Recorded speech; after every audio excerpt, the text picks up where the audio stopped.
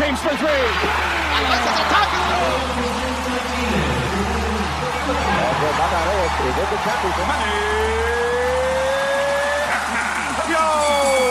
Puso at Lakas, Sports sa Pinas. Kasama sina Coach Jojo at Coach Janet Villa.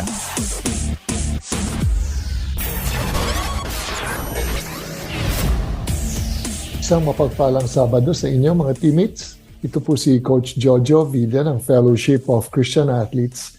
At ito ang programang Puso at Lakas, Sports sa Pinas sa 702 DZAS, FEBC Radio TV.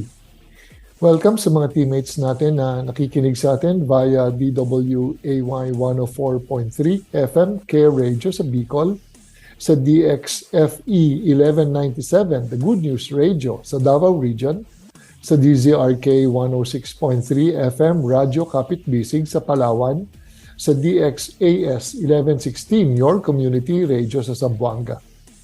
Tayo rin po ay napapakinggan via online streaming sa Facebook page natin sa Puso at Lakas, Sports sa Pinas, sa FEBC 702 DZAS o kaya sa febc.ph. Batiin ko lang po mga teammates natin na nakikinig sa atin manang madalas, si Rosa Arigin, Ben and Maricar Loriaga, Julita Adamos, Jennifer Satingin, Kyle Joshua Chan, Nora Cancela, Faustina Habla, Coach Glendino Gopez, Jocelyn Panagiton, Clarissa Mendoza, Imelda Garces, Epifanio Salvador, Raquel Santiago, Baby Navisaga, Nestor Balesteros, and Edmond Villarreal. Mga kaagapay, alam nyo na one of the best coaches sa basketball, the great Bobby Knight, age 83, kinuha na ng ating Panginoon. 3-time champion siya sa NCAA. Nanalo rin siya noong 1984 ng Olympic gold medal na player niya, si Michael Jordan. At lagi niyang sinasabi na the best player na na-coacha niya and even the best player up to now, wala raw malapit na mas magaling sa kanya, lahat malayong malayo, still Michael Jordan, the number one player. Sabi po ni Coach Bobby Knight. Sa pagbabalik ng Puso at Lakas, our coach is a champion coach coming from the North. Time out muna kapatid. Magbabalik ang Puso at Lakas, Sports sa Pinas. Puno na ba ang inyong mga piso para sa Radyo Coin Banks? Maaari na po itong ibalik at kumuha na ng panibago sa mga sumusunod na bookstores, drop-off centers, branches. Praise Christian Bookstore, CLC Karuhatan at Malolos branches, PCBS branches, Mandaluyong, Masagana, Monumento, EDSA Cubao, Eton Centris, SM Fairview, SM Marilao, SM Dasmariñas, Los Baños, Santa Rosa, Imus at sa Back to the Bible Bookstore tuwing Miyerkules hanggang Biyernes lamang. Para sa paraan kung papaano ipapadala ang inyong naipon na coin bank through bank deposit o GCash at iba pang katanungan, mag-text o tumawag sa 0947-333-5605. Maraming salamat sa inyong pakikibahagi sa gawain ng Panginoon sa radyo. Ito ang 702 DZAS. 702 DZAS. Agapay ng Sambayanan. Kasapi sa KBP, kapisanan ng mga broadcaster ng Pilipinas. Puso at Lakas, Sports sa Pinas. Pusong kampyon. Siya na nga, luha at galak. Mga sikreto ng marugdog na ensayo at pagtatagumpay sa larangan ng sports. Pusong kampyon. Mga kaagapay, our guest is from the North and he is the head coach of the men's basketball team of Lyceum Northwestern University. Let's all welcome Coach Jason Vinluan. Hi, Coach. Hello, Coach Jojo. Kumusta po? Ako honored to have you as our guest. And mga kaagapay, I've seen his team play and may disiplina, hindi lang discipline sa offense and defense, also sa kanilang bench decorum. Coach, ang tagal na hindi ka nakapag-coach because of the pandemic. And ano ang feeling na ikaw ay nakapag-coach again sa isang tournament? Actually, coach, parang first day ko ulit nung nanood ka ng laro namin sa Baguio, sa University of Baguio. It was actually a game of knowing yung kung what happened after pandemic, yung post-normal activities. Nakakatuwa lang, it's such a honor na makapag-coach po muli. Napakasaya, ng pakiramdam. Napakagaan ng pakiramdam na I'm back at the hard court guiding players po. Mm. Alam nyo naman mga kagapay kung anong nangyari, no? Almost 2 to 3 years, lalo na sa North, hindi sila pinayagan magkaroon ng any basketball game or tournament. But it was, I think, during April, May na ang Lyceum Northwestern University was able to join a basketball tournament, no? Mismong sa Dagupan, tapos minsan dumadayo sila sa Baguio. And si Coach Jason Vinluan, siya ang nanalo ng championship, no? Yung kanilang team. And Coach Jason, naisip mo ba na ikaw ang magcha-champion dito? Hindi po. Actually, nung we were napasama po kami dun sa tournament na po yun, ang una lang po namin na ginugol talaga mabigyan muna ng exposure yung mga players po natin. Kasi para sila din po, doon sa pandemic, nag-aral lang po sila. So wala po talagang physical training. Puro online lang, turuan lang kung ano. Pero hindi po namin talaga inaano na magcha-champion kami, na mananalo kami ng sagad-sagad po doon sa tournament na yun. It's just really a bonus for us na magkaroon ng crown na ganun po. Na mag-champion po doon. Coach Jason, anong pangalan ng basketball league na yan? R1 Chesaa po. R1 Chesaa League. It is Region 1 Cordillera Higher Education Sports Athletic Association. And kasama doon yung University of Baguio, University of Luzon, and then other teams sa Pangasinan. Mga how many teams po ang sumali doon? 9 teams po. Meron din po kaming team galing Vigan, yung University of Northern Philippines po. Kasama din po sila doon. University, CCDC, Cordillera Career Development College, PhilCST, Pangasinan, and kasama din po yung PU, Pan Pacific University, sa Urdaneta City naman po yun. I'm so glad no na natuloy ulit ang mga basketball tournaments because it gives joy sa mga players na sila ay nakapaglaro, pati rin sa mga coaches at pati rin sa mga nanonood sa mga eskwelahan. Kasi parang nagkaroon siya ng home and away kasi umaakit kayo sa Baguio and at the same time naman, bumababa naman yung mga taga Cordillera, bumababa naman sa Dagupan to play yung mga laro dito. No? And Coach, sa iyong experience, what makes a good player? What makes a good player? Napakagandang tanong po. Actually, para sa akin po bilang isang coach, a good player doesn't actually have the yung hindi lang po yung basketball full skill set. Hindi pinaka-priority po siguro ng isang magaling na basketball player is sa kanyang disiplina. Kasi po disiplina niya hindi lang po doon sa paglalaro niya, pero yung po is yung disiplina niya sa kanyang sarili. Kasi po as us being coaches, basketball coach ng isang university, ang mga players po natin ay hindi lang po simpleng atleta. They are student athletes. So yung disiplina nila pag hindi po sila naging isang estudyante, medyo mas nababawasan ang pagiging isang atleta mo. Kasi hindi lang po doon sa four corners ng basketball court po yung kanilang kailangan disiplinahin, kundi pati po doon sa kanilang pag-aaral. That's true, no, Coach Jason. In fact, one of the best coaches, no, I consider him maybe top 3 or top 2 coach, no, si Coach Bobby Knight of Indiana University.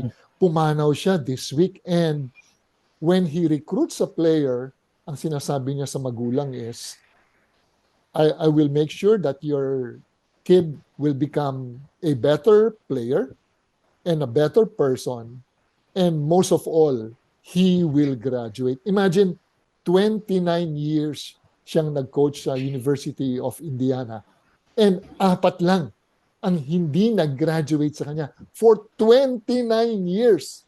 And kasi importante talaga na ang mga bata magkaroon ng college diploma, no? Just like you, importante ang pag-aaral. Coach, bakit ba naging very important sa iyo ang pag-aaral? Isa rin po akong student athlete noon. So talagang isang malaking tulong para sa pamilya mo na nandun ka nag-aaral, naglalaro, na libre na. Binibigay na, may scholarship, may athletic scholarship. Para sa akin, napaka-importante po ang pag-aaral ng bata kasi hindi naman po lahat ng mga atleta natin in high school and collegiate ranks, they would always, pinapangarap nila mapunta sa mga professional ranks, pero hindi po sa kanila lahat. Talaga pong mabibigyan ng opportunity na makatapak at makapaglaro sa mga professional ranks. At kung sakali man na makatapos sila, meron silang pintuan na pwedeng kumatok at pwedeng puntahan. Hindi lang po puro gym ng basketball ang kailangang priority puntahan. Because pag nag-aaral po kasi hindi lang isa o dalawa ang options mo sa pwede mong napasukan na trabaho. So priority ko po talaga matulungan din po mga bata na mag-aral. I like yung sinabi mo na meron silang pintuan na binubuksan kasi a diploma is like a passport, no, to a lot of fields, no, and maraming pintuan siyang mabubuksan dahil ang mga mga employers ang tinatanong naman graduate ka ba, no? O tapos hanapin yung transcripts mo, no, and not everybody will make it to the profession, to the PBA or sa leagues outside the Philippines, pwedeng Japan or Korea. Talagang halos napakaliit ng pagkakataon mong umabot sa pro. Maganda talaga na ang mga student athletes mangarap, no? Mangarap sila, no? But also to be realistic na sabi nila sa high school only sa US to, no, statistics. Sa mga high school athletes, imagine there are a lot of high schools. Only less than 2% will be given an athletic scholarship sa college. From college, parang parang siphon, no? Paliit ng paliit, no? So yung chance nila from high school to become college players and then from college players to become professional players. Coach, during the pandemic, I know that you've mentioned about being disciplined, no? Which is one of the things na ini-instill mo sa mga student athletes mo. Gaano kahirap during the pandemic, especially na panay online, boring mag-training during that time? Yes po, nung during pandemic po, ang hirap po talaga. Online po ang turo, pati sa mga klase nila, wala po talaga kaming physical meet-up. Namomonitor mo sila, pwede naman mag-flag down ng video, pwede naman off ang video nila. So mahirap po kung talagang nakikinig po ba. Pero we are very fortunate enough na ang na-instill nga po natin sa mga bata is disiplina. Karamihan po ng mga atleta natin na patapos during those years, lahat po meron din po kami siguro dalawa na hindi pa nakapagtapos pero ngayon ay gagraduate na sila. All yung mga athletes po natin during those time nag-graduate na, yung iba po nagse-serve na sa may mga kanya-kanya ng trabaho. Last week before po na elections, may mga former varsity players po tayo na pumunta po sa school para makipaglaro and all of them na napunta po doon ay may kanya-kanya na pong trabaho. Yes, it brings joy, no, sa isang coach na makita niya yung mga players niya to graduate. Coach, bakit very important sa iyo na una, disiplinado yung mga player, at the same time, important na sila ay mag-graduate? Ano ba ang storya mo as a player? How did you learn the game? And then, ano yung progression mo from high school to college? High school po, actually po, natuto po ako elementary pa talaga I was encouraged to play basketball sa isang Bible basketball tournament. Yun, naumpisahan po ang paglalaro ko, nagustuhan ko po ang paglalaro ng basketball sa isang church. So mula po doon, hanggang mapunta ako ng high school, mapunta ako ng kolehiyo, ang mga magulang ko po ay very supportive sa paglalaro. Pero lagi din po nila akong napapagalitan pag napapabayaan ko pag-aaral ko. Isa po ako sa mga honor students ng elementary tsaka ng high school. Pero habang masyado ako na-involved sa basketball, medyo napabayaan ng konti. So, ang mga magulang ko, hindi man sila nagalit, pero minsan na-frustrate sila. Because they wanted to have the best of both worlds para sa akin. Gusto nila makapagtapos ako ng pag-aaral ko na may mataas na distinction po siguro, pero baliktad, mas nakitaan ko yung sarili ko sa paglalaro. But then again, yung mga magulang ko po ay full support po sa akin. So, yung pag-aaral ko po talaga hindi ko rin naman po pinabayaan. Hindi lang po siguro naabot yung kagustuhan nila, pero tuwang-tuwa pa rin po sila. Yung makikita nila na ikaw na nahilig sa basketball, ako na nahilig sa basketball, nandyan sila na sasamahan nila akong akit sa stage para kunin ang aking diploma. Isang napakalaking regalo po para sa mga sakripisyo na nagawa nila. Gusto ko rin po sanang i-impart yon sa mga bata ngayon, sa mga players po ngayon na iba po yung ibigaganti natin. Kasi tayo bilang mga anak, ano po ba kaya ang pwede natin ibalik sa mga magulang natin? Ano po kaya ang pwede natin iregalo? Malamang yung pagtatapos lang po natin sa pag-aaral kasi wala naman po tayo maibibigay sa kanila dahil sila rin po ang nagbibigay sa atin. So yung pagbabalik lang na mabigyan natin sila ng diploma, isang napakalaking karangalan na maibigay ang galak at saya para sa kanila.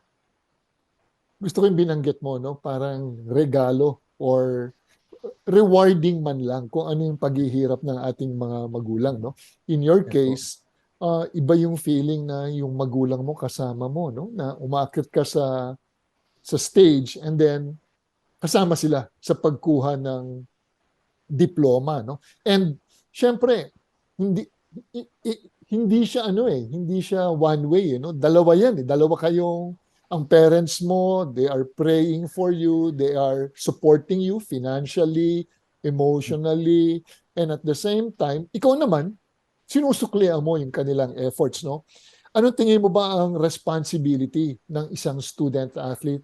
Dahil may mga parents tayong mga nakikinig na may mga anak silang atleta, anong tingin mo ang responsibility muna ng player sa kanilang magulang?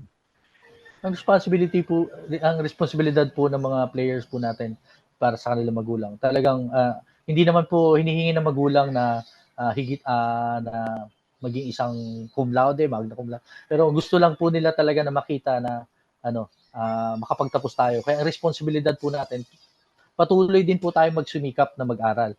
Habang sila ay nagsusumikap na pag-aralin tayo, itustusan tayo sa pagpunta natin sa mga schools. Kahit nga po tayo ay merong mga scholarship, meron pa rin po kasi silang gagastusin para sa mga iba pang kailangan natin sa school. So yung pagbabalik man lang na tayo nakikita nila na nagsusumikap at gawin natin yung karapat-dapat na pag-aaral, yung gawin ng tama ang yung hindi puro pagbubulakbol kasi syempre yung mga bata po kasi ngayon medyo mas sa social media, sa mga kung ano-anong pero alam po naman natin na ang responsibilidad nga po talaga natin yung disiplina, hindi magbulakbol at mag-aral lang po talaga.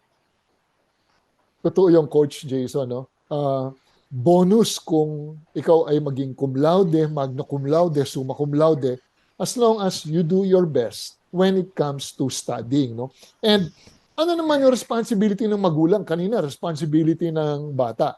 Ano responsibility ng magulang para sa kanilang mga student athletes?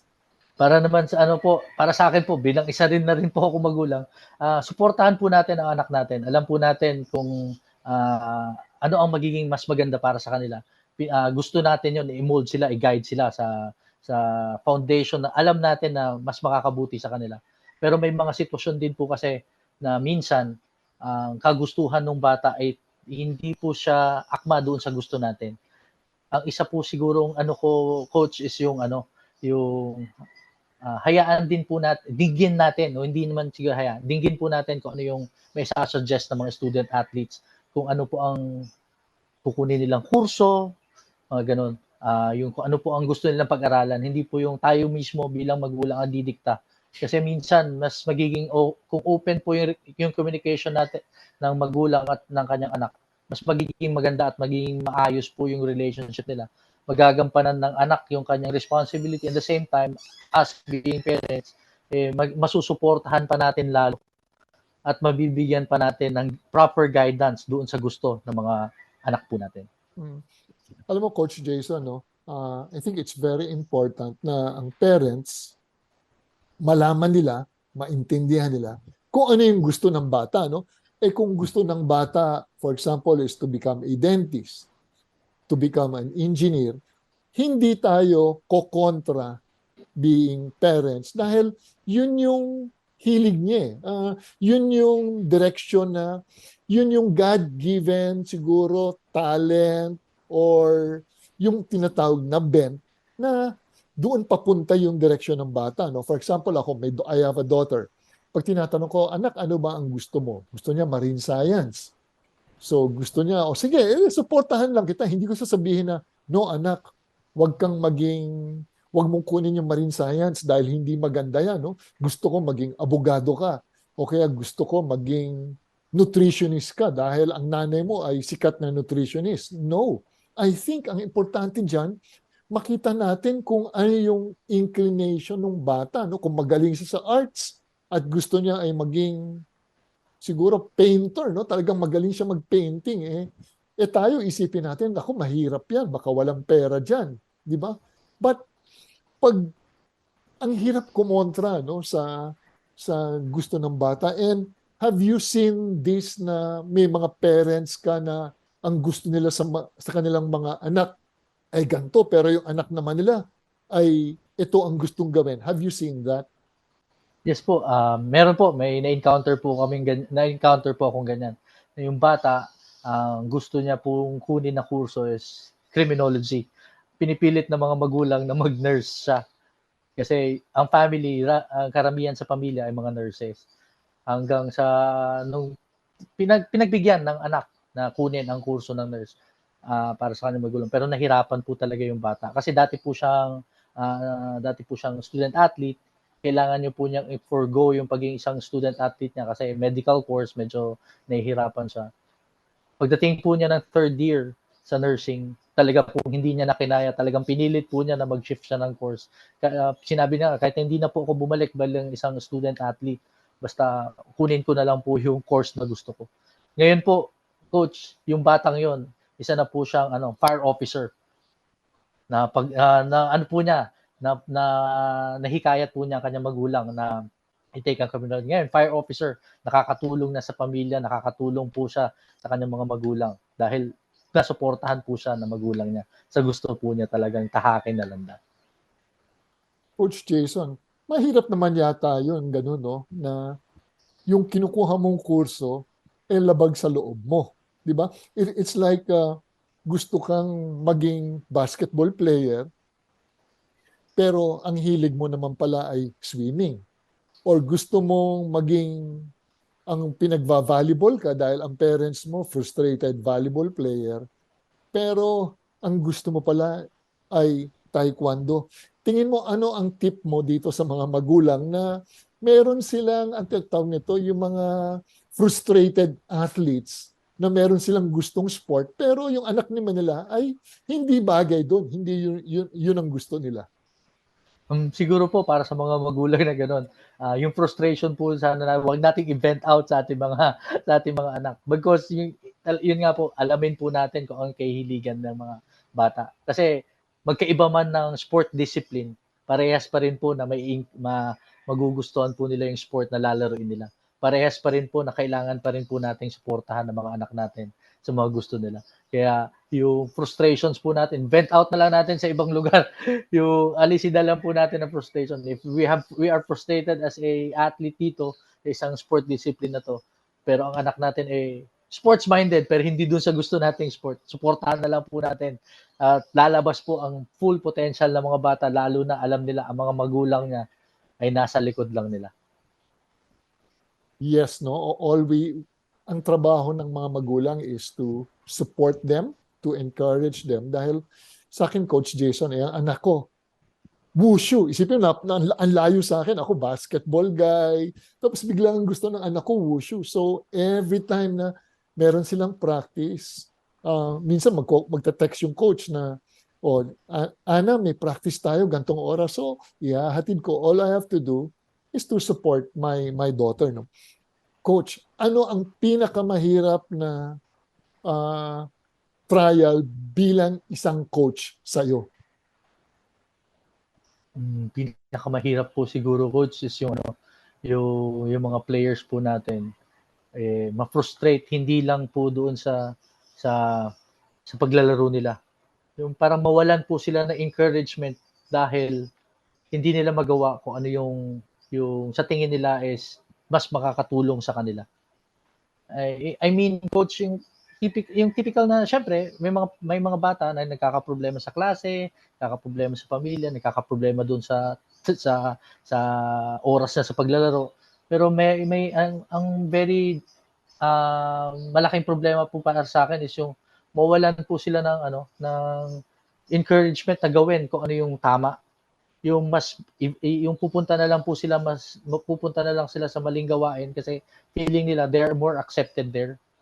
Yung feeling nila mas tama yung gagawin nilang mali. Mas nafi-feel nila tuloy na accepted sila sa community ng mali.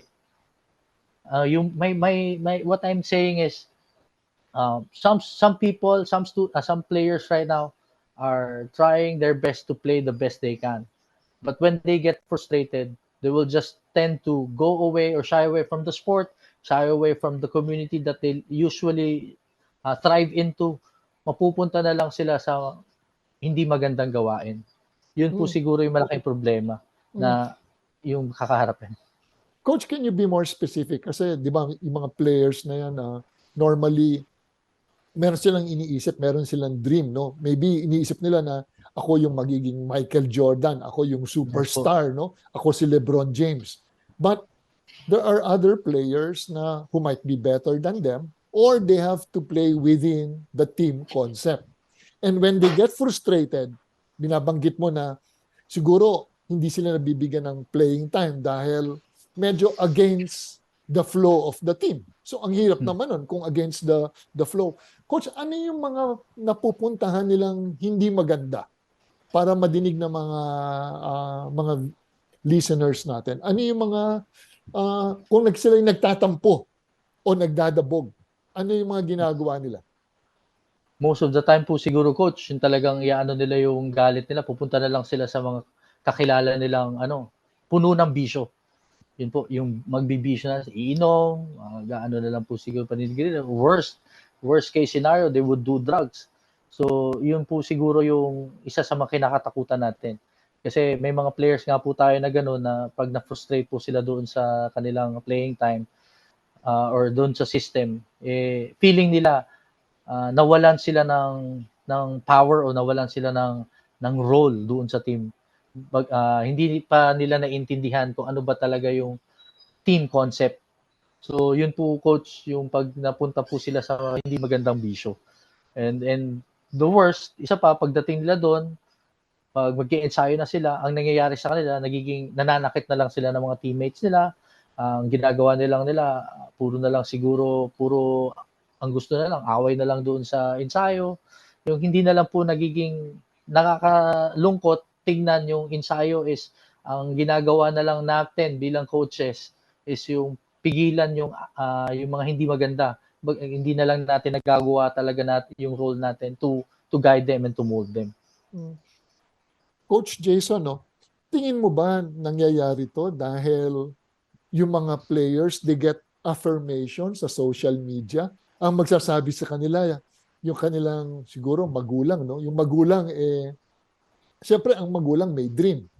But hindi niya i-surrender yung responsibility na yon or yung role na ang magpapagaling sa anak niya ay yung coach, and then ang magde-determine ng playing time ay yung coach, no? So pag yung player hindi niya siguro kukunti yung playing time niya dahil sinasabi ng daddy niya o nanay niya o kaya mga kaibigan niya, hindi magaling ka, dapat ikaw ang naglalaro eh. Dapat mas magaling ka dito, no? Or sa social media, no? Yun, marami na. Instagram, lahat sila magsasabi na, hindi, mali yung coach mo. Wala naman sila sa practice, no? And kung nangyayari yung ganun, how do you correct that? Para sa akin, coach, yung mga ganun na mga bagay, kino-correct po natin, kausapin po talaga natin yung player.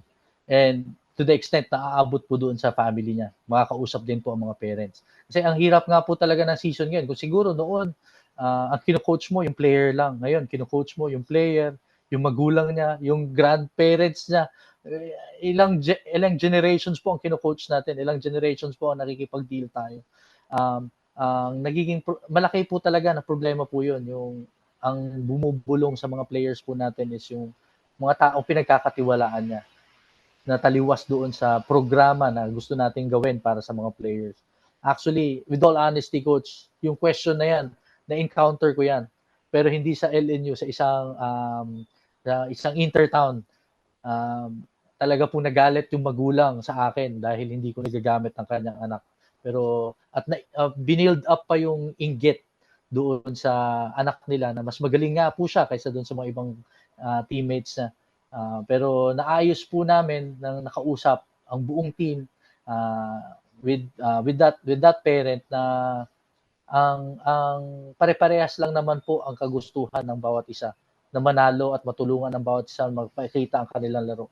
So, kung hindi po natin makakausap at hindi maririnig ang side natin as coaches, kasi as yung coaches po nakikita lang ng mga spectators is yung actual na game, pero yung preparation po noon hindi po nila nakikita.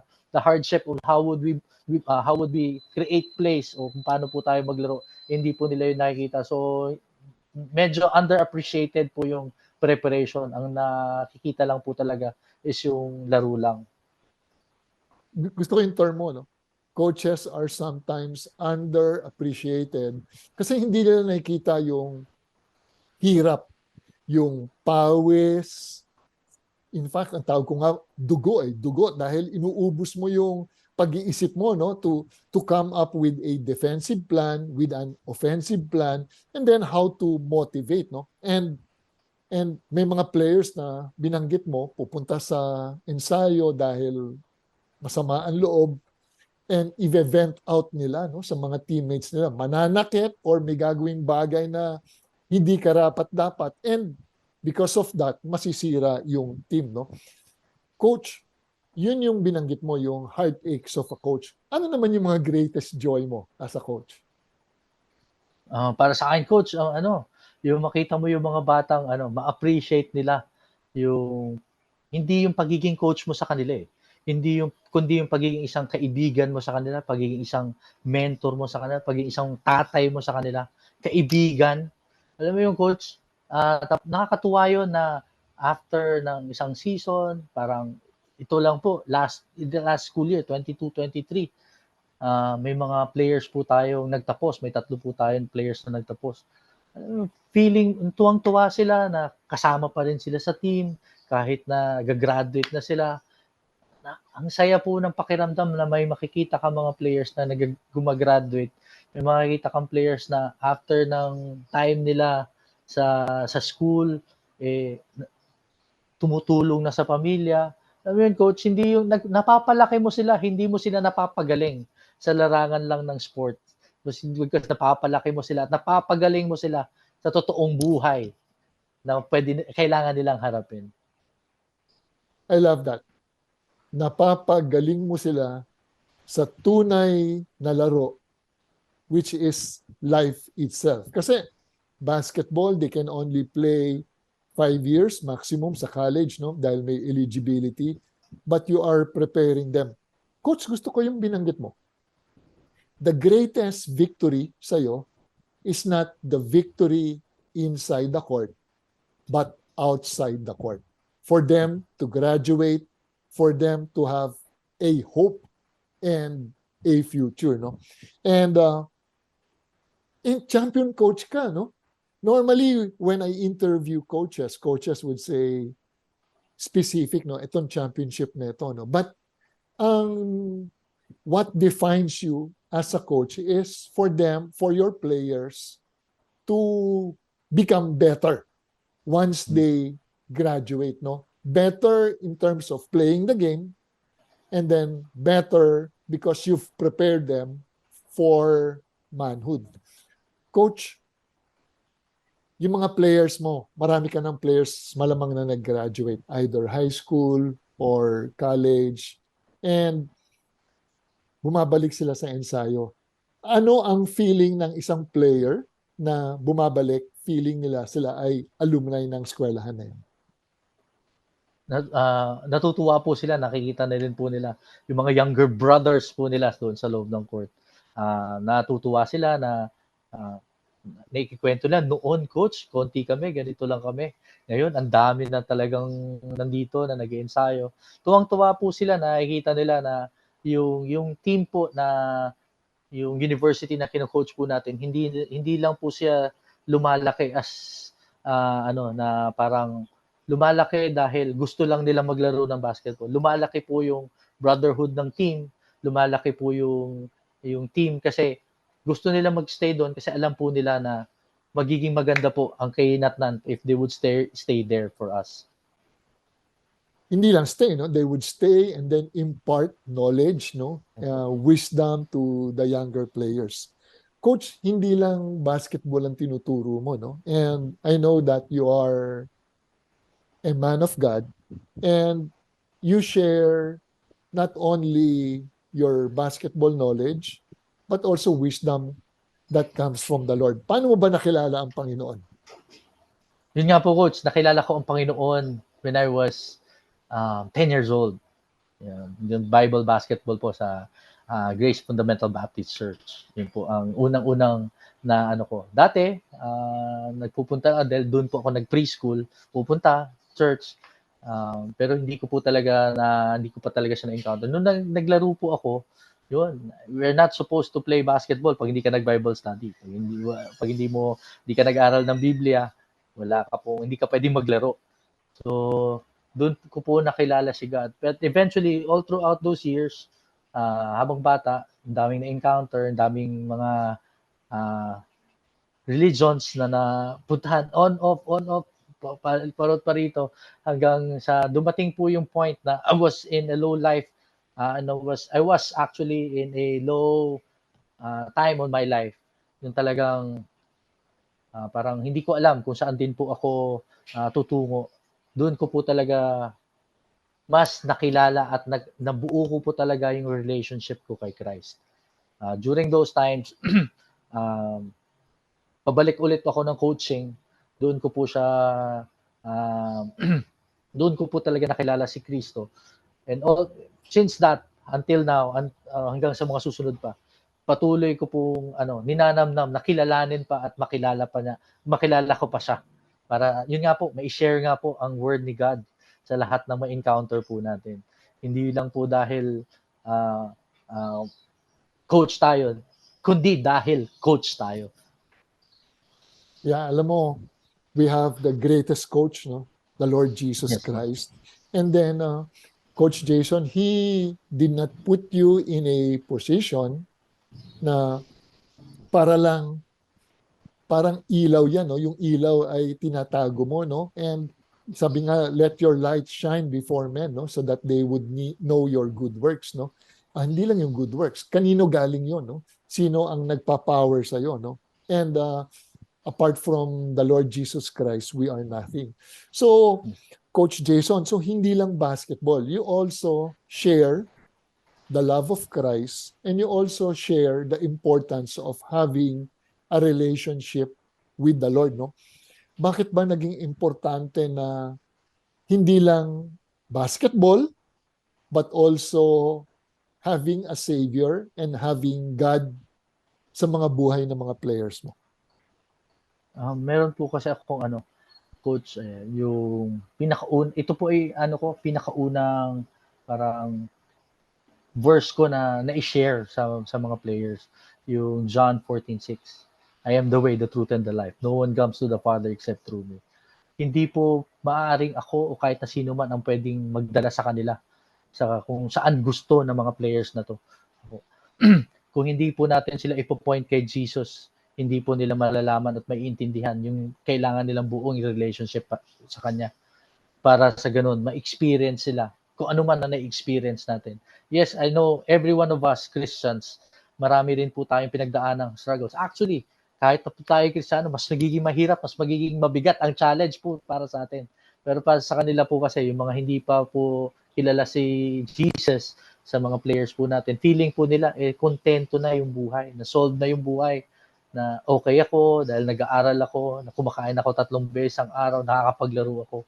Pero hindi po ganun kasi talaga ang mandate natin bilang isang tao dito sa mundo. We are here to go out and make disciples of all nations.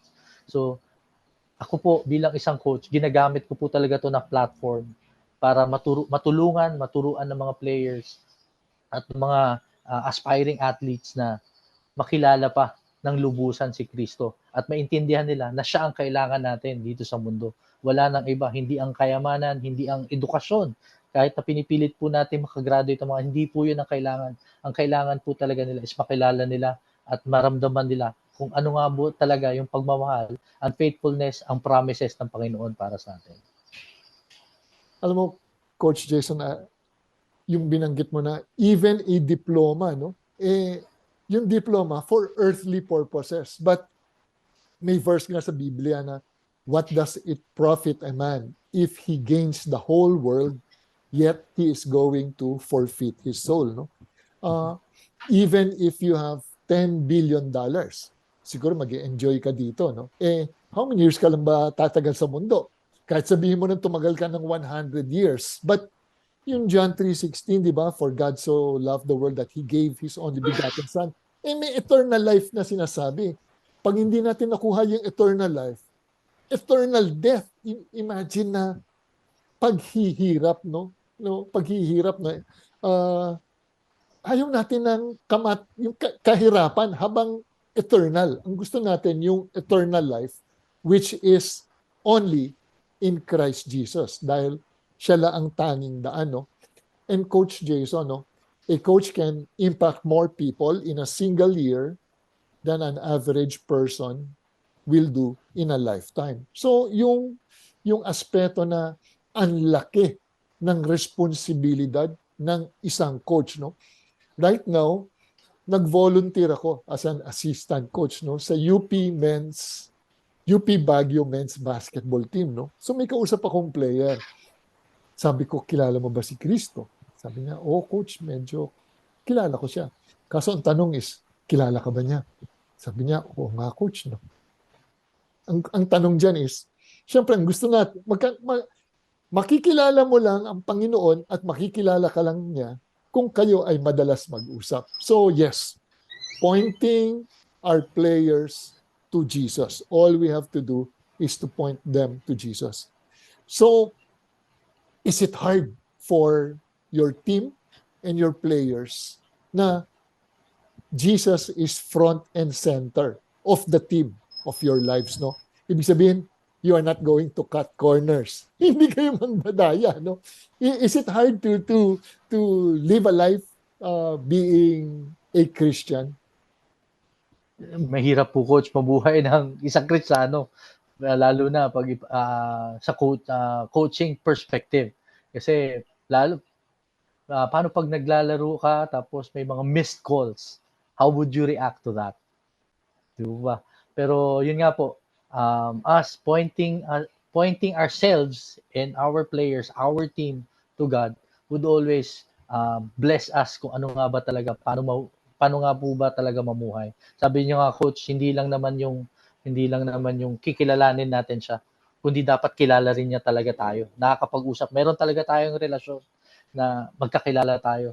Kung hindi po ganun ang relasyon natin sa kanya, ang gagawin po natin, siguro mas madali pa rin tayo matempt na mapunta sa kabila. Pero pag kilala po talaga natin siya, ipupursu natin ang buhay kasama siya kahit na gaano kahirap. If you love somebody, no, gusto mo siyang laging katabi. Just like nung nililigawan natin yung mga asawa natin, naging girlfriend natin, di ba pag hindi mo siya kasama, parang iba eh. Minsan nga may nagagawa akong hindi maganda, hindi man nagkakat ng classes, nagmi-miss ako ng classes, in short, cutting classes, no? Dahil gusto ko lang makita yung aking wife, no? Yung girlfriend ko, no? But I think we need to have a relationship with Jesus kasi apart from Him, we are nothing, no? And we are going to, lahat tayo mamamatay, no? We are going to die a physical death. Ang importante is, saan ba tayo pupunta? Are we going to have the eternal life that is a gift from the Lord? Or because sa katigasan ng ating puso, no, ako ang magiging Diyos dito sa mundong ito. Hindi. We were created, we are God's masterpiece, workmanship, created, no, to do good works, di ba, which God prepared beforehand. Ang importante lang doon is alam natin na we were created by a holy, righteous, and just God who hates sin. No? And Coach Jason, how do you discipline your players? Kasi hindi punishment, no? Discipline. Kasi mahal mo yung mga players mo na ayaw natin na bumagsak ng bumagsak, no? Kailangan nating i-disiplina. What is the hardest thing you've done to discipline a player? Siguro, Coach, one of the best players that we had on the championship roster, I had to discipline him. I didn't fill him in. Pinaalam ko yun sa mga, actually sinabi ko yun sa sports coordinator, sa mga bosses ng school. So sabi nila, actually nakikipag-usap sila sa akin na kung pwede pagbigyan kasi magandang laro yung lalaruan sana namin. Pero pinilit ko, hindi ko lang po pinilit, talaga pong sinabi ko lang po yung stand. Na if hindi ko po ito gagawin, ang makikita na po ng mga players po natin, yung pagdidisiplina natin sa kanila, hapyaw lang. Pero pag gagawin natin to, makikita natin kung ano ang stand ng team natin sa ngayon. Kung talaga nga po bang willing silang magpadisiplina o pipilitin nilang sila yung masusunod at tayo lang ang nandito na magko-coach lang sa kanila. So yun po yung pinakamahirap para sa akin na nagawa na pagdidisiplina sa isang player. Hindi ko po siya ginamit dahil during the practice, meron po siya mga nagawang hindi maganda.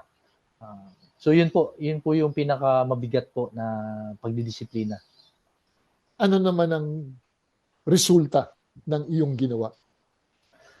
Nung nagawa po namin yun, other than us winning the game, bonus lang yung panalo. The following practice dates po namin, all throughout, ang practice po namin, tahimik, maayos, at punong-puno talaga ng disiplina. Yung gustong-gusto po talaga nilang manalo at lagi na po silang maaga, lagi na silang ready pagdating sa ensayo. Kasi before that practice po, if I have to share, kaya po siya na disiplina dahil late na nga siya dumating, yung mga drills pa, nilalaro-laro lang niya at ang dami pong miscues na hindi po niya nasunod yung mga gusto po sana natin pagawa.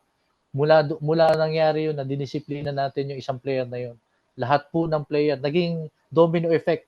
Lahat, hindi po sila natakot. Talagang nadisiplina lang po talaga sila. Maaga silang darating doon. Gagawin nila ng tama kung anong kailangan nilang gawin.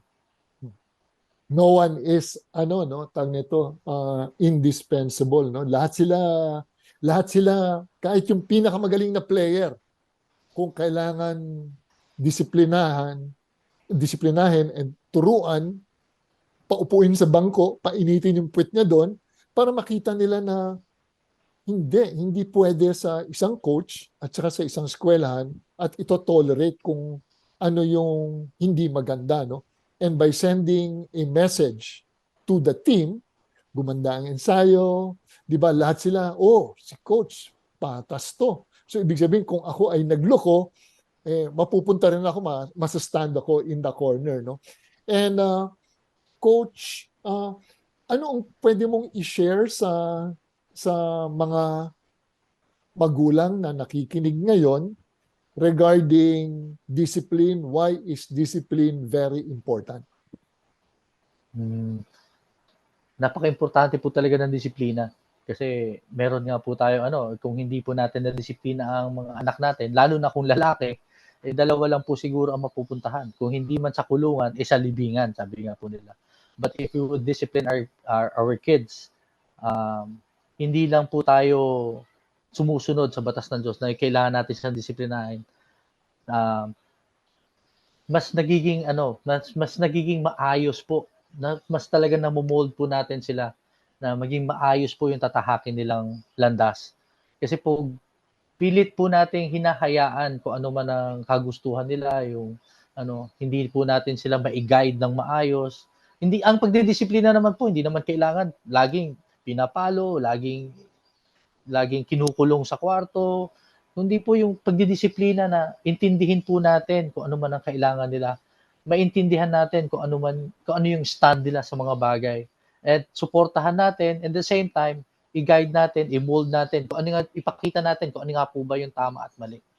So, kailangan lang po siguro bilang isang magulang para sa ating lahat is maintindihan natin sila kung saan natin sila dapat ilagay nang sa ganun, maakay natin sila sa tamang direksyon na gusto natin silang dalhin. Words of wisdom. But it requires communication. Dapat nag-uusap. Nag-uusap Yes, yung mga yung magulang at saka yung bata. No? Without communication, magkakaroon ng breakdown. Coach Jason, I'd like to share this verse with you. No? Dito sa Proverbs 12 verse 1, whoever loves discipline loves knowledge, but whoever hates correction is stupid. Naku mga kapatid, whoever hates correction is stupid dahil lahat naman tayo We need discipline kung tayo ay sablay, di ba? We need to be corrected. And hindi pwede na hindi natin i-correct. Dahil pag hinayaan natin ng mali, akala ng mga bata na yun ang tama. But whoever loves discipline loves knowledge. Thank you po, Coach Jason. Maraming salamat sa iyo. And sa ating mga listeners, maraming salamat sa inyong pakikinig. Ito po si Coach Jojo Villa ng Fellowship of Christian Athletes at inyong napakinggan ang programang Puso at Lakas Sports sa Pinas sa 702 DZAS, FEBC Radio TV, agapay ng Sambayanan, miyembro ng KBP.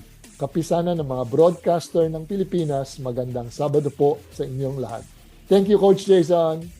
Thank you, Coach Jojo. Puso at Lakas, Sports sa Pinas sa pakikipagtulungan ng Fellowship of Coaches and Athletes at ng Far East Broadcasting Company Philippines.